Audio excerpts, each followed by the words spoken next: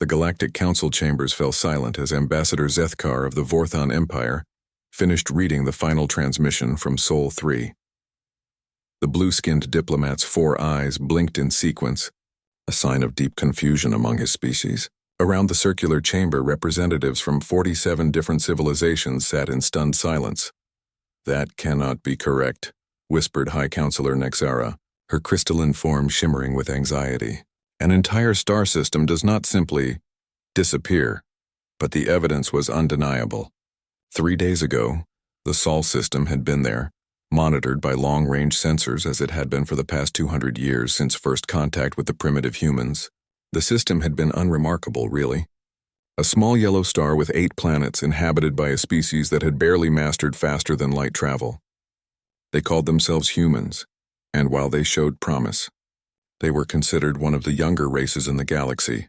Then, without warning, without any detectable energy signature or gravitational disturbance, the entire system had simply vanished. Not destroyed, not consumed by a black hole, not even moved. It had simply ceased to exist, as if someone had erased it from reality itself. Admiral Korex of the Hegemony Defense Fleet stood, his reptilian features grim. "Our deep space monitoring stations confirm it. The Sol system, all 9 planets, the asteroid belt, even the Oort cloud, gone. There's nothing but empty space where it once was." The murmur that rippled through the chamber was filled with fear.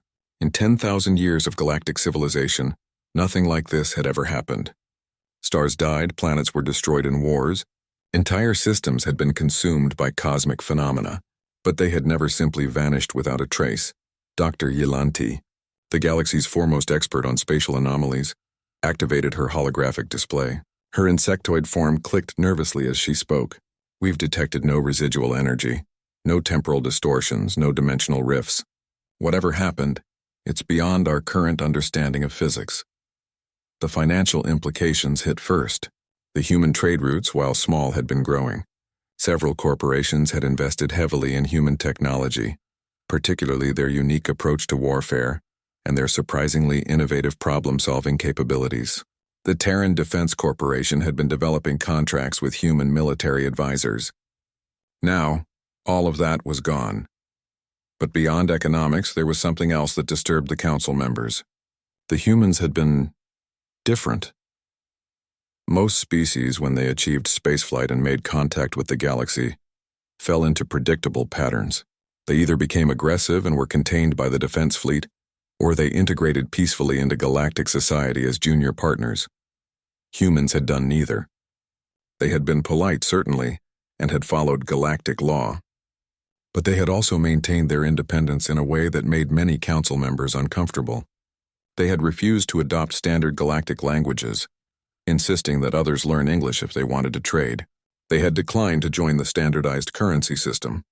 Most unsettling of all, they had politely but firmly refused to share certain technologies, claiming they needed more time to consider the implications. Counselor Drakmore of the Trade Federation had found their behavior insufferable. "Good riddance," he had said privately to colleagues. They were too unpredictable anyway. But now, looking at the empty space where Sul had been, even Drakmore felt a chill. Because, unpredictable or not, humans had possessed something that few species in the galaxy had. They had been completely unafraid. When the Devourers had attacked the Outer Rim colonies 3 years ago, most species had responded with panic and desperate calls for the defense fleet. The humans had simply asked for coordinates and arrived with a small fleet of their primitive ships. They hadn't waited for orders or tactical analysis. They had simply fought, and somehow their primitive weapons and unorthodox tactics had been devastatingly effective against an enemy that had overwhelmed more advanced civilizations. The Devourers had retreated after losing 60% of their forces to what should have been an easy target. The human fleet had suffered heavy losses too, but they had celebrated it as a victory. "That's how we learn," their Admiral Chen had said simply. "We fight, we adapt, we get better." Now Admiral Chen was gone. The entire human race was gone, and the galaxy felt somehow smaller. As the council session ended with no answers and only more questions, none of the representatives noticed the small, almost imperceptible distortion in space-time near the galactic rim. It lasted only nanoseconds and registered on no instruments, But if they had been able to detect it, they might have recognized it as something the humans had theorized about in their final transmissions, a temporal displacement signature. The humans hadn't been destroyed. They had been moved. And somewhere, somewhen, they were still out there, still learning, still adapting, still getting better. The question wasn't what had happened to humanity. The question was what humanity was going to become in the time they had been given, and perhaps most importantly, what would happen when they decided to come home. In the empty space where Sol once burned, quantum particles danced in patterns that spelled out a message in mathematics that no current galactic civilization could read. It was a simple message, left by scientists who knew they had only moments before whatever was happening finished happening. We'll be back, and we'll remember everything. 500 years had passed since the Sol system vanished, and the galaxy had moved on. The empty space where Earth's sun once burned was now a shipping lane, marked only by a small memorial beacon that few bothered to visit. The younger species barely knew the humans had existed at all. The Galactic Council had grown from 47 members to 83 as new civilizations joined the fold. Technology had advanced, trade routes had expanded, and the great machine of galactic civilization hummed along as it always had. Wars were fought and ended, empires rose and fell, and the cosmos continued its eternal dance. But some remembered. In the archives of the Central University on Nexus Prime, Professor Villani spent her days studying the fragmentary records of human civilization. As a scholar of extinct cultures, she was one of the few who still cared about the vanished species. Most considered her work an amusing hobby at best. The humans had left behind so little. A few cultural exchanges, some trade records, tactical analyses from their brief military engagements, and most intriguingly, a collection of what they called entertainment media, stories, films, books, and music that seemed to reveal more about their nature than any official documentation. Villani had spent decades analyzing these artifacts, and what she found disturbed her. The humans hadn't just been different from other species. They had been impossibly, fundamentally different in ways that defied explanation. Their entertainment was filled with scenarios that would terrify any sensible species. Stories where tiny groups of humans faced impossible odds and somehow won. Tales where humans deliberately put themselves in danger to save others, even strangers, even enemies. Most unsettling were the stories where humans faced extinction and responded not with despair, but with defiant determination. Look at this. Villani showed her assistant, a young Kelrani researcher named Thys. On her screen was a human film called Independence Day.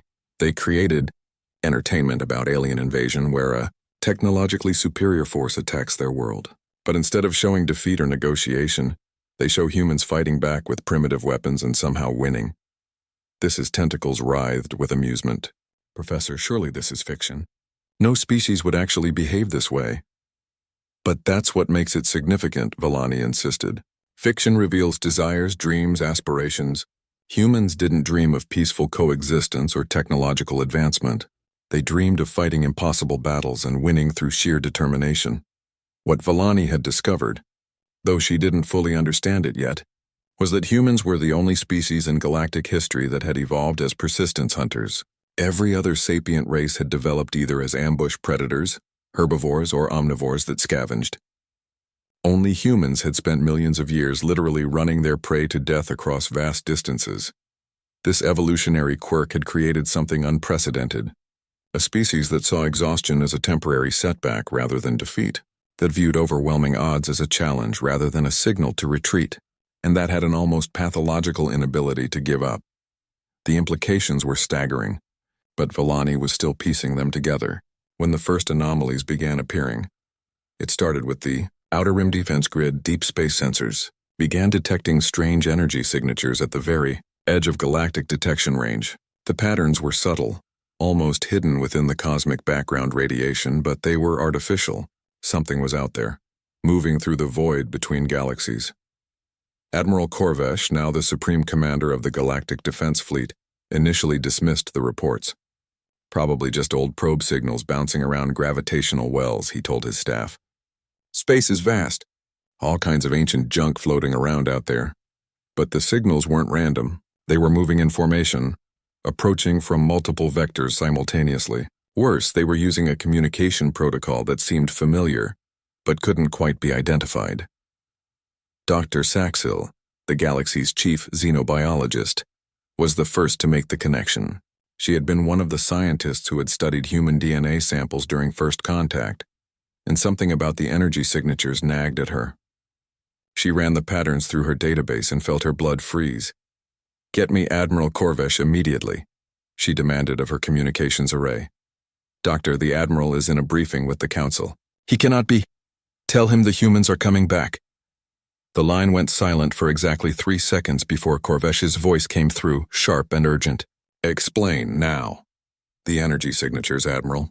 I've compared them to every known technology in our databases. The only match is theoretical human propulsion technology from their classified research files, the ones they never shared with us." Across the galaxy, long-range sensors began painting a picture that made no sense. The approaching signals weren't from a few ships or even a fleet. They were from hundreds of massive structures, each one larger than the biggest space stations the galaxy had ever constructed. They moved in perfect formation across impossible distances, traveling faster than current galactic technology should allow. But the truly terrifying part wasn't their size or speed. It was their origin point. Computer analysis traced their trajectory back to empty space, to a region far beyond the galactic rim where nothing should exist. Yet somehow that was where they had come from. The humans hadn't just vanished for 500 years. They had been building, in the depths of space, aboard the lead vessel of the returning fleet. Admiral Sarah Chen, great-great-granddaughter of the Admiral Chen who had fought the Devourers, stood before a holographic display showing the galaxy they had left behind. She was older than any human had ever been, kept alive by technologies that hadn't existed when Earth vanished. Her eyes held the weight of centuries and the cold fire of purpose. "Communications. Open a channel to the Galactic Council." "Channel open?" Admiral Chen's voice, when it came, was calm, polite, and absolutely terrifying in its certainty. "This is Admiral Sarah Chen of the Terran Confederation Deep Space Fleet. We're coming home. We'll be there in 72 standard hours. We have much to discuss." The transmission cut off, leaving the galaxy with its first taste of what humanity had become in their long exile. They hadn't just survived wherever they had been taken. They had evolved, grown, and learned, and now they were coming back to collect what was theirs. The emergency session of the Galactic Council had been running for 18 hours straight. Representatives from every major civilization sat in heated debate, their voices creating a cacophony that achieved nothing except revealing how unprepared they all were. "We should mobilize the entire defense fleet," declared General Voxtar of the military consortium. His warrior species had always believed in meeting force with force. "Whatever the humans have become, they're still just one species. We have 83 civilizations, and what exactly do we know about what they've become?" countered Dr. Nielsen, her cybernetic implants glowing as she processed data streams. "The energy readings from their ships don't match any known technology. Their vessels are impossibly large, yet somehow managing faster than light travel at velocities that should tear apart any known material." Counselor Prime Zendara, leader of the most ancient civilization in the galaxy, spoke with the weight of millennia behind her words. "In my people's history, we have seen species return from exile before. They are always changed, always angry, and humans were unique even before they vanished." The holographic displays around the chamber showed the approaching human fleet in all its terrifying glory. Each ship was the size of a small moon, constructed from materials that seemed to bend light around them. They moved in formation so precise it suggested a level of coordination that no known species could achieve. Admiral Corvesh stood at the center of the chamber, his scaled features grim. "Long-range scanners indicate they'll reach the outer system patrol routes in 60 hours. We need to decide our response now." "Have they responded to any communication attempts?" asked Ambassador Felix of the Trade Federation. "Only the one transmission," Corvesh replied. Admiral Chen's message was broadcast on every frequency simultaneously. When we tried to respond, our signals were acknowledged but not answered.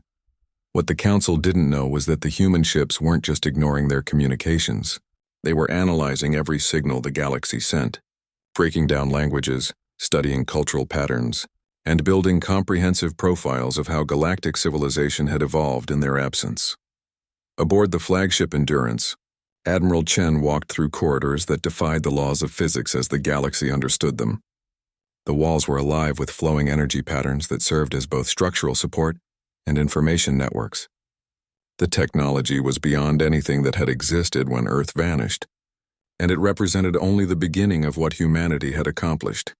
Captain Martinez, Chen's second-in-command, approached with a datapad that projected holographic information into the air between them. "Admiral, we've finished analyzing their communication attempts. The galaxy has expanded significantly, 83 member civilizations now, up from 47 when we left.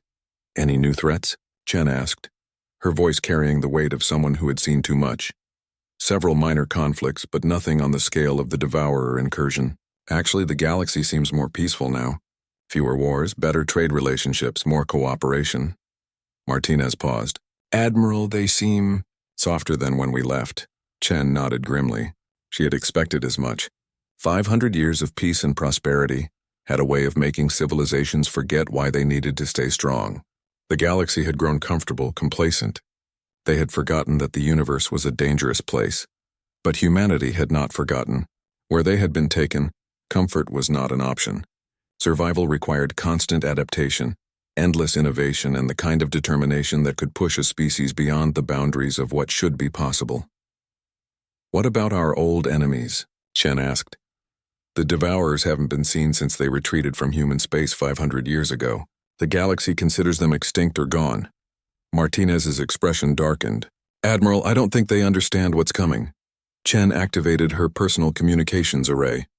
"Dr. Park, report to the bridge. It's time to begin the next phase." Dr. Emma Park was perhaps the most dangerous human who had ever lived, though she looked like a mild-mannered scientist in her late 30s. In reality, she was over 600 years old, kept alive by the same technologies that had sustained the entire human population during their exile. She was a temporal mechanics engineer, one of the architects of humanity's impossible journey through time and space. "Admiral," Park said as she entered the command center, "the temporal displacement field is ready. We can begin the demonstration whenever you give the order." "Demonstration?" Martinez asked. Chen's smile was cold. "The galaxy thinks we've been gone for 500 years. They need to understand what we've been doing with that time. Dr. Park, activate the field. Let's show them what Earth looks like now." The space around the human fleet suddenly twisted, reality bending in ways that made long-range sensors scream warnings across every monitoring station in the galaxy. A sphere of impossible energy formed, and within it something began to take shape. It was a star system, but not as the galaxy had ever seen one.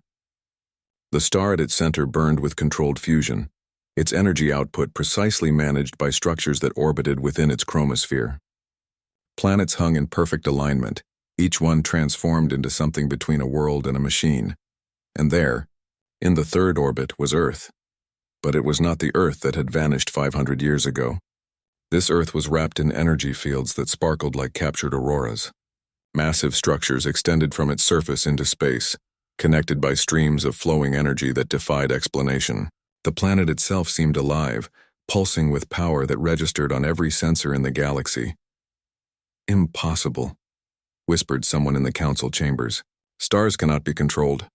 Planets cannot be rebuilt like that." But the humans had done more than rebuild.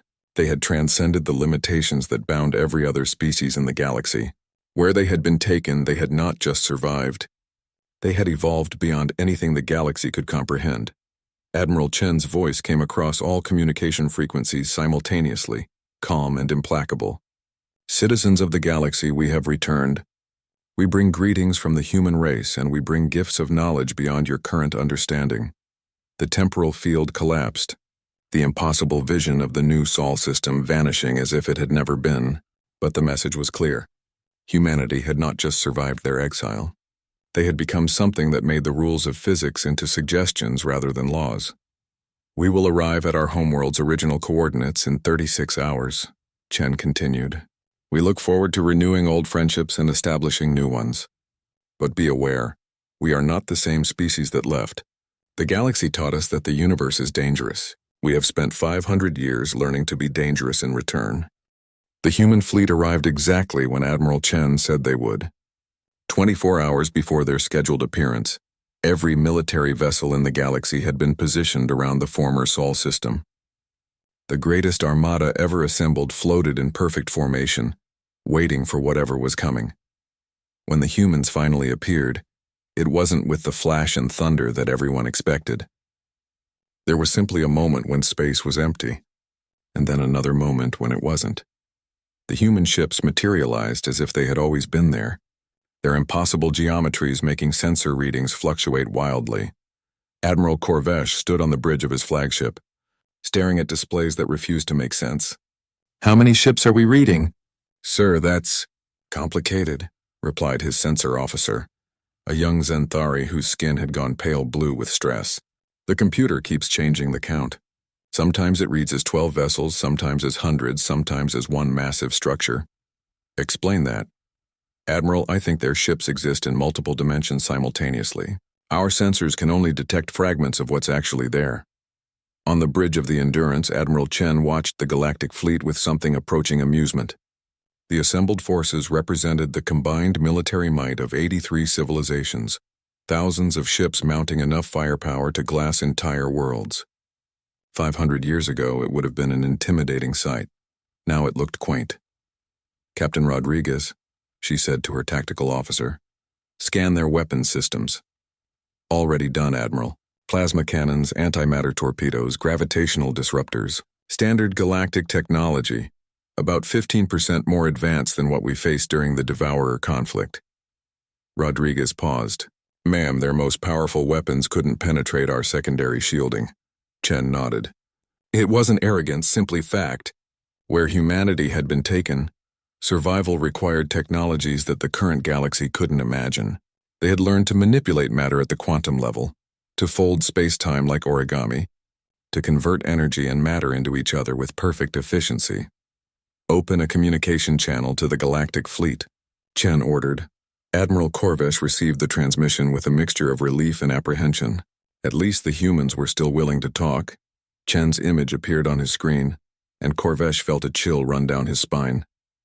She looked human, certainly, but there was something in her eyes that suggested depths of experience no mortal being should possess. She wore a simple uniform that seemed to be woven from captured starlight, and when she moved, space itself seemed to bend slightly around her.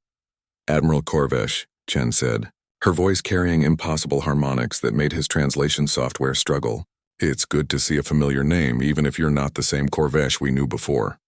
"Admiral Chen. On behalf of the Galactic Council, I welcome humanity back to known space. We have many questions, I'm sure you do. But first we need to address the elephant in the room." Chen gestured, and suddenly every ship in the galactic fleet found their weapons systems completely offline. Not damaged, not destroyed, simply turned off, as if someone had flipped a switch. Panic erupted across the communication channels as thousands of ship commanders reported total weapons failure. The human fleet hadn't fired a shot or even powered up defensive systems. They had simply decided that the galactic weapons should stop working, and reality had complied. "This is not an attack," Chen said calmly as chaos erupted around Admiral Corvesh. "This is a demonstration. We are not the humans you remember. We have become something that your current understanding of physics cannot adequately describe." Captain Rodriguez appeared beside Chen in a shimmer of light that suggested teleportation without the energy signature such transportation should create. "Admiral, we're receiving surrender offers from 67% of the galactic fleet." "Decline them politely," Chen said. "We're not here to conquer anything." She turned back to the screen. "Admiral Corvesh, we need to talk. Face to face. I suggest you bring representatives from the major civilizations." "And if we refuse?" Chen's smile was genuinely sad. "Admiral, you're still thinking like this is a negotiation between equals. It's not. We're not asking permission to come home. We're informing you that we have. The question is whether you want to understand what that means for the galaxy going forward." 2 hours later, Admiral Corvesh found himself aboard a human ship that defied every principle of engineering he had ever learned. The corridors seemed to stretch longer than the ship itself, and the walls pulsed with energy patterns that hurt to look at directly. He was accompanied by 12 representatives from the most powerful galactic civilizations, all of them struggling to maintain their composure. They were led to a conference room that somehow contained Earth's sky, complete with drifting clouds and the gentle warmth of sunlight.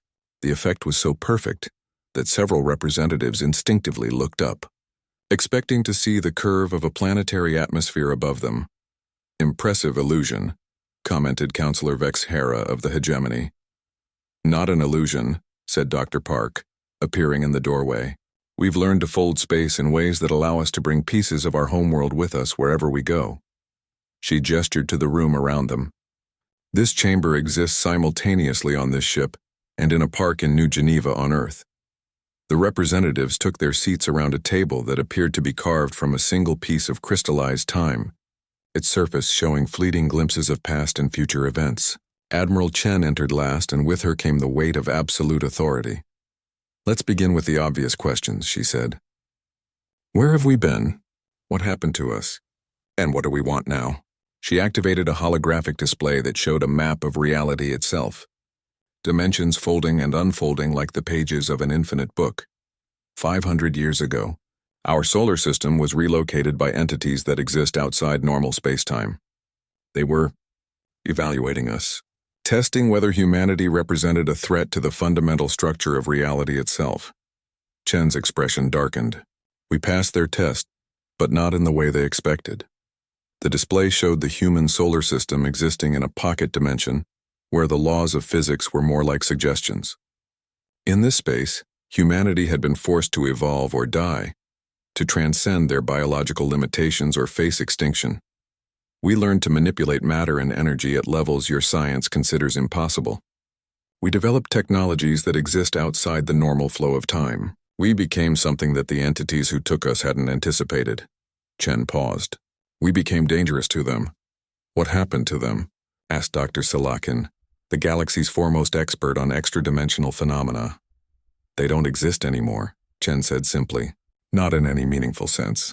We didn't destroy them exactly. We absorbed their knowledge and incorporated their abilities into our own. They became part of us, willingly, once they understood what we had become."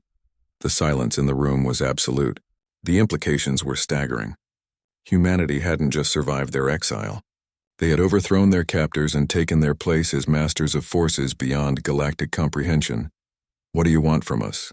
Admiral Korvesh finally asked. Chen's smile was almost human. "The same thing we always wanted, Admiral. To come home, to be part of the galactic community, to share our knowledge and learn from yours." She leaned forward. "But understand this. We are no longer the junior partners in this relationship. The galaxy has grown soft in our absence. There are threats coming that you cannot imagine, forces that will make the devourers look like an inconvenience." "What kind of threats?" "The kind that consume realities, Admiral. The kind that feast on civilizations and grow stronger with each victory." Chen stood. "We've spent 500 years preparing for what's coming. Now it's time to prepare you." 6 months had passed since humanity's return, and the galaxy was still struggling to adapt to the new reality. The humans had established themselves in their original solar system, but the Earth that now orbited the restored sun bore little resemblance to the world they had left behind. It was a planet transformed. City-sized structures stretched from the surface into orbit, connected by streams of controlled energy that served as both transportation and communication networks. The oceans glowed with bioluminescent organisms that had been engineered to process matter at the atomic level. Even the mountains had been reshaped into geometric patterns that served purposes the galaxy's scientists couldn't begin to understand. Dr. Villani stood in her laboratory on Nexus Prime, staring at the data streams that poured in from monitoring stations throughout the galaxy. As one of the few experts on pre-exile human culture, she had been appointed as the primary liaison for studying humanity's transformation. What she had discovered kept her awake at night. "Professor," her assistant Thys approached nervously, "the humans have responded to our request for cultural exchange." Villani looked up from her displays. "And? They're sending someone called a cultural integration specialist. Her name is Dr. Sarah Kim, and according to their files, she's—" Thys paused, checking his notes. "She's 1,237 years old." Villani felt the familiar chill that came with each new revelation about what humanity had become. "How is that possible?" "The humans have apparently solved aging, Professor. Not just extended life, but complete biological stasis. According to their data, Dr. Kim was born on Earth before the exile and has lived through their entire transformation." When Dr. Kim arrived 3 days later, Villani was struck by how normal she appeared. She looked like a human in her 30s with kind eyes and a gentle smile. Only when she spoke did the weight of her impossible age become apparent. "Professor Villani," Dr. Kim said, settling into a chair that had been specially constructed to accommodate human physiology. "I understand you've been studying our old culture.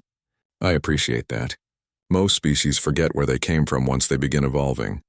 Dr. Kim, what happened to your people during the exile? The energy readings we're getting from your homeworld suggest technology that shouldn't be possible." Kim's smile was sad. "We learned, Professor. We learned things that no species should have to learn. We discovered that the universe is far stranger and more dangerous than anyone in this galaxy imagines." She activated a small device that projected a holographic star map. But this one showed more than just the physical stars. Overlaid on the familiar galactic structure were patterns of energy that pulsed like arteries in a vast organism.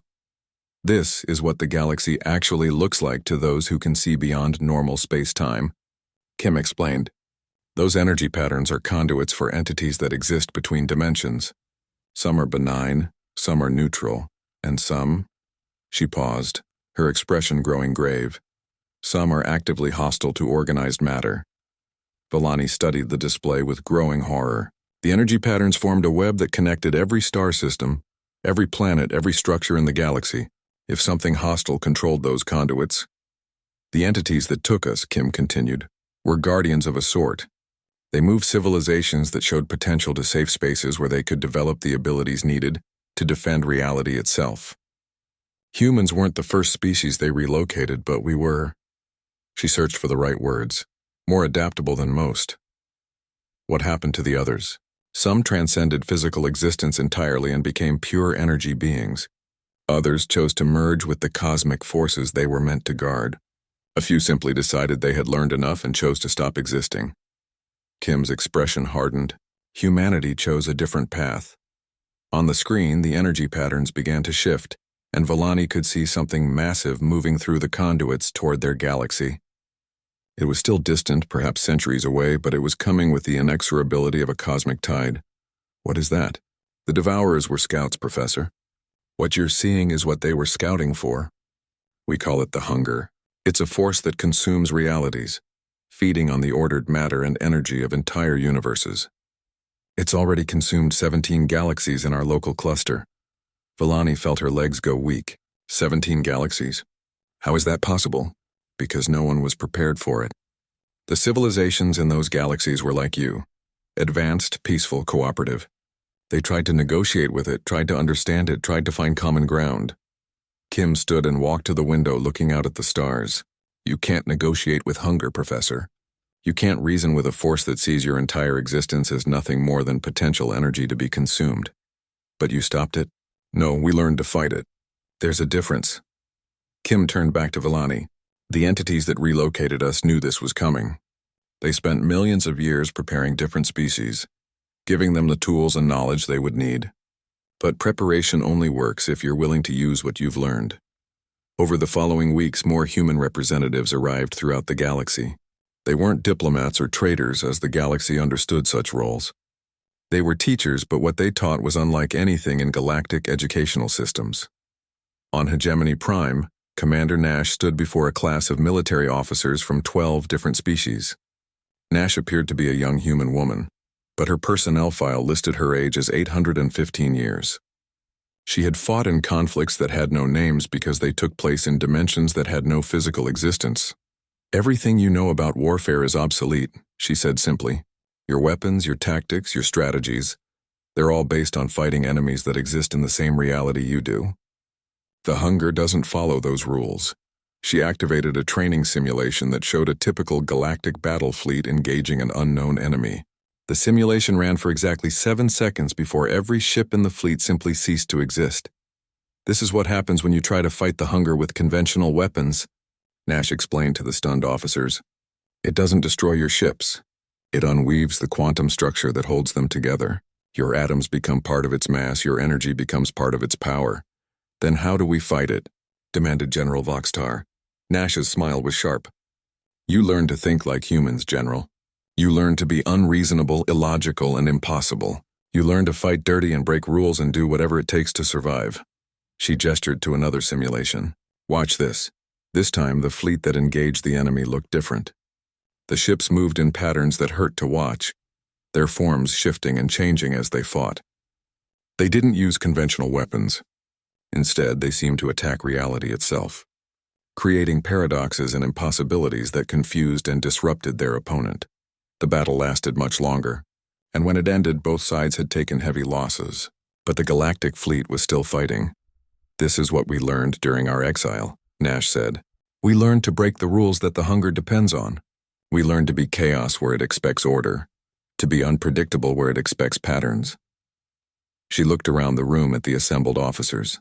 But first, you have to be willing to give up everything you think you know about how the universe works. As the months passed, reports came in from across the galaxy. Human teachers were arriving on every major world, sharing knowledge that challenged fundamental assumptions about physics, mathematics, and reality itself. Some civilizations embraced these lessons eagerly. Others resisted, clinging to their old ways of thinking. But ready or not, the galaxy was about to learn what humanity had discovered during their long exile. Sometimes, survival requires becoming something other than what you were, and sometimes the price of remaining civilized is extinction. In the depths of space, beyond the reach of any current galactic sensor, something vast and hungry continued its slow approach. It had consumed galaxies before, and it would consume this one too, unless the lessons humanity offered could transform the galaxy's defenders into something capable of fighting the impossible. The question was no longer whether humanity was ready for the galaxy. The question was whether the galaxy was ready to become what humanity had become. Warriors in a war for the very nature of existence itself. The attack came 3 years earlier than even the humans had predicted. The first sign wasn't an invasion fleet or energy signatures on long-range sensors. It was simply that 17 star systems on the galactic rim stopped existing in the span of a single day. Admiral Corvesh stood in the emergency command center that had been hastily constructed on Nexus Prime, watching displays that showed the impossible. Entire solar systems weren't being destroyed or conquered. They were being erased from reality so completely that the galaxy's computers struggled to remember they had ever existed. Casualties? He asked, though he already knew the answer would be meaningless. Unknown, sir, replied his aide, a young officer whose hands shook as she worked her console. We can't count casualties from civilizations that no longer exist. The computer systems show no record of those systems ever being inhabited. But we remember them, Corvesh said grimly. Yes, sir. Organic memory seems resistant to whatever effect is causing the erasure. But our databases, our digital records, it's as if those worlds were always empty space. Across the galaxy, the emergency response was swift but chaotic. Every military fleet, every defense station, every weapon system that had been built over thousands of years of galactic civilization was mobilized and deployed to the rim. It was the greatest armada in galactic history, and Admiral Chen watched its formation with the detached interest of someone observing children playing with toys. She stood on the observation deck of the Endurance, which now hung in orbit around Earth like a moon-sized guardian. Behind her, the planet pulsed with energy networks that stretched beyond the atmosphere, creating a web of power that could be seen from other star systems. The sight should have been beautiful, but there was something ominous about the geometric perfection of it all. Admiral, Captain Rodriguez approached with a datapad. The Galactic Fleet is requesting coordination with our forces. What forces did they think we were contributing? Chen asked without turning around. They assume we'll be sending ships, Admiral. They don't understand that we are the Force. Chen nodded. The galaxy still thought in terms of conventional warfare. Ships and weapons and tactics that made sense within their understanding of physics. They couldn't comprehend that humanity had moved beyond such limitations. Signal the fleet commanders, she said. Tell them to maintain their positions and observe. They're about to learn what war looks like when reality itself is the battlefield. On the rim of the galaxy, the Great Armada waited in formation as space itself began to twist and buckle. The hunger didn't arrive like an invading fleet. It manifested like a cancer, reality becoming sick around the edges where normal space-time met something that existed according to different rules entirely. Commander Nash stood on the bridge of her ship. The Persistence watching her displays with calm concentration, unlike the galactic vessels around her, which were marvels of engineering and technology. The Persistence looked almost primitive. Its hull was scarred and pitted, its design irregular and asymmetrical, but appearances were deceiving. The Persistence wasn't built to exist in normal spacetime. It was constructed using principles that allowed it to phase in and out of reality, to exist in multiple dimensions simultaneously, to become more or less real as the situation demanded. "Captain," her tactical officer called out, "the hunger is manifesting, beginning reality distortion in sectors 7 through 12. All ships," Nash broadcast to the human fleet, "remember your training. Don't try to fight it where it's strong. Fight it where it doesn't expect to be fought. Make it play by our rules instead of its own." What followed couldn't really be called a battle in any conventional sense. The Galactic Fleet opened fire with every weapon they possessed, their combined firepower enough to shatter planets. The energy beams and projectiles struck the manifesting hunger and simply stopped existing. Not deflected or absorbed, but ceased to be real. Then the human ships began their attack, and the galaxy learned what it meant to fight impossible enemies with impossible methods. The Persistence phased partially out of normal spacetime and struck the hunger from directions that didn't exist in three-dimensional space. Other human vessels created temporal paradoxes that confused the entity's ability to process cause and effect. Still others attacked the mathematical foundations of reality itself, creating zones where the hunger's logic couldn't function. Dr. Park, aboard her research vessel, the Recursion, activated technologies that made her ship exist in 7 different timelines simultaneously. From each timeline, she launched attacks that arrived before they were fired, creating causal loops that trapped portions of the hunger in recursive logic. But the most devastating attacks came from Admiral Chen herself. The Endurance dropped out of normal space entirely and struck the hunger from outside reality. When it reappeared moments later, entire sections of the entity had been deleted from existence, not destroyed but edited out of the universal equation. The battle raged across dimensions for days that lasted centuries in accelerated time. The Galactic Fleet could do nothing but watch as forces beyond their comprehension clashed in spaces their sensors couldn't detect. When it ended, the hunger retreated, but not because it had been defeated. It withdrew because it had learned something it hadn't expected, that this galaxy contained entities capable of fighting it on its own terms.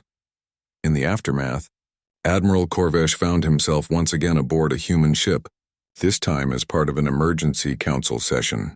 The chamber they met in existed simultaneously on 12 different vessels, allowing representatives from across the galaxy to participate without travel time. "The hunger has retreated to regroup," Admiral Chen explained to the assembled leaders. "It will return in approximately 6 months with new strategies adapted to counter our initial response." "How badly did we hurt it?" asked General Voxtar. "We didn't," Chen said simply. "What you witnessed wasn't a victory. It was a job interview." The silence that followed was broken by Counselor Prime Zindara. "Explain." "The entities that originally relocated us aren't the only forces monitoring this galaxy. There are others, older and more powerful, who observe how civilizations handle existential threats. What happened today was a test." Dr. Kim activated a holographic display that showed the galactic cluster from an impossible perspective. Beyond the visible galaxies, vast shapes move through the darkness between realities. "These are the Watchers," Kim explained. "They're what remain of the first civilizations to face the hunger, the ones who learned to transcend physical existence entirely. They've been waiting to see if this galaxy would produce defenders capable of joining the Greater War." "What Greater War?" Corvesh asked, though part of him already suspected the answer. "The war for the continuation of ordered reality," Chen said. "The hunger isn't unique.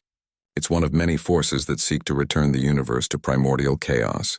The Watchers have been fighting this war for billions of years, always looking for new allies, new approaches, new weapons." She gestured to the human fleet visible through the chamber's impossible windows. "Humanity passed their test. We've proven that we can fight forces that exist beyond conventional reality. Now they're offering us a choice." "What kind of choice?"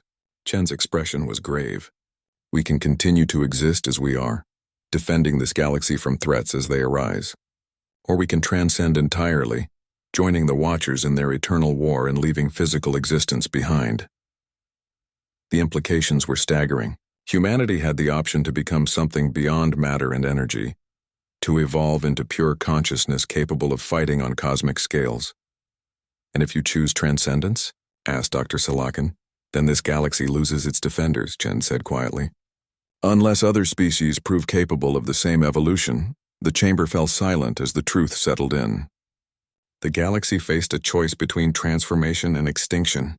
They could learn to become something beyond their current limitations, or they could face the hunger alone when it returned. How long do we have to decide? Corvesh asked. Admiral Chen looked out at the stars where reality itself twisted and warped around the impossible structures humanity had built. The hunger will return in 6 months. The Watchers will wait for our answer until then. She turned back to the assembled leaders. But understand this, the choice isn't just about survival. It's about what kind of universe we want to leave for those who come after us. The galaxy had spent thousands of years building a civilization based on cooperation, trade, and peaceful coexistence. Now they faced the ultimate test of those values. To survive, they would have to become something they had never imagined. Warriors in a war where the stakes were the very nature of existence itself. The question was no longer whether they could win. The question was whether they were willing to pay the price that victory demanded.